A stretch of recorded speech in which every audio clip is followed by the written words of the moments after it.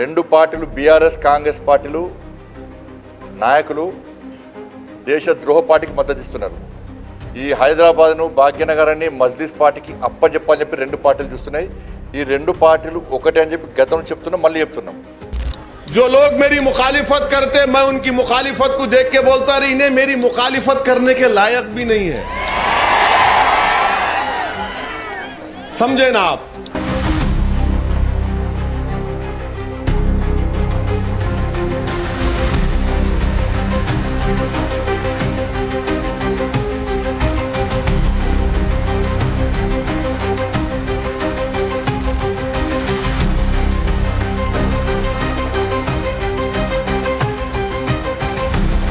MLC Hyderabad MLC సంబంధించి దేశద్రోహ పార్టీకి దేశభక్తుల పార్టీకి జరుగుతున్న యుద్ధం ఇది.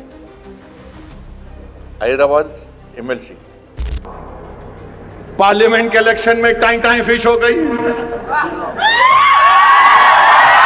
हुई नहीं हुई. पूरे दुनिया के बिच्छुआ जमा हो गए, पूरे बिच्छुआ जमा हो गए.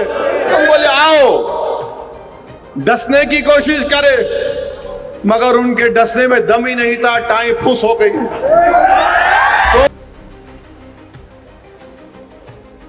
రెండు పార్టీలు బీఆర్ఎస్ కాంగ్రెస్ పార్టీలు నాయకులు దేశద్రోహ పార్టీకి మద్దతు ఇస్తున్నారు. ఈ హైదరాబాద్ను భాగ్యనగరాన్ని మజ్లిస్ పార్టీకి అప్పచెప్పాలని చెప్పి రెండు పార్టీలు చూస్తున్నాయి. ఈ రెండు పార్టీలు ఒకటే అని చెప్పి గతంలో చెప్తున్నాం, మళ్ళీ చెప్తున్నాం.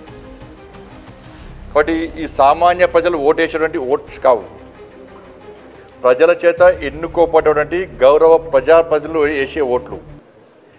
మీరు ప్రజలు హైదరాబాద్ నుంచి ఎక్కువ పనులు చేస్తారు, ఆదాయం ఎక్కువ.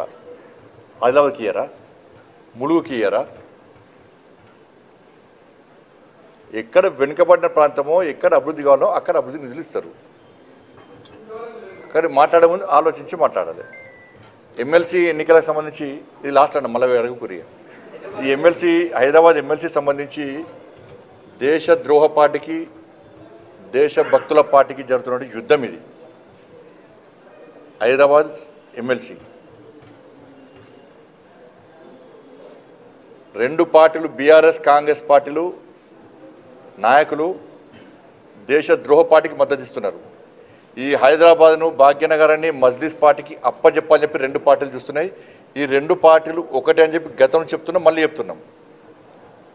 కాబట్టి ఈ సామాన్య ప్రజలు ఓటేసేటువంటి ఓట్స్ కావు, ప్రజల చేత ఎన్నుకోబడ్డటువంటి గౌరవ ప్రజాప్రతినిధులు వేసే ఓట్లు. మీరు ప్రజల చేత ఎన్నుకోబడ్డారు కాబట్టి విజ్ఞతతో మీ ఓటు హక్కును వినియోగించుకోండి. అది మీ విజ్ఞతకే వదిలిపెడుతున్నాం. దేశద్రోహ పార్టీ అయిన మజ్లిస్ కోటేసి మీరు చరిత్రలో నిలదలుచుకున్నారా? దేశభక్తుల పార్టీ అయిన భారతీయ జనతా పార్టీకి ఓటేసి రేపు సమాజంలో తలెత్తుకొని తిరగలుగుతారా? ఇది ఆలోచించాలి. మజ్లిస్ పార్టీకి అప్పచెప్పాలి, రాష్ట్రాన్ని భాగ్యనగరాన్ని అప్పచెప్పాలని చూస్తే ఊరుకునే పార్టీ భారతీయ జనతా పార్టీ కాదు. మజ్లిస్ కబంధ హస్తాల నుంచి పోయినసారే సగం 50% ఆల్రెడీ మేము ఈ భాగ్యాన్ని కాపాడుకున్నాం. కాబట్టి ఈ రెండు పార్టీలు పోటీ పడి మజ్లిస్ పార్టీకి ఈ తెలంగాణ రాష్ట్రాన్ని భాగ్యనగరాన్ని అప్పచెప్పడానికి బీఆర్ఎస్ కాంగ్రెస్ పార్టీలు ప్రయత్నం చేస్తున్నాయి. రెండు పార్టీలు ఒకటైనాయి. నేను మళ్ళీ చెప్తున్నాను, రెండు పార్టీలు ఒకటే. కేసీఆర్ గారి కుటుంబం మీద ఒక్క కేసు పెడుతున్నాడు రేవంత్ రెడ్డి గారు.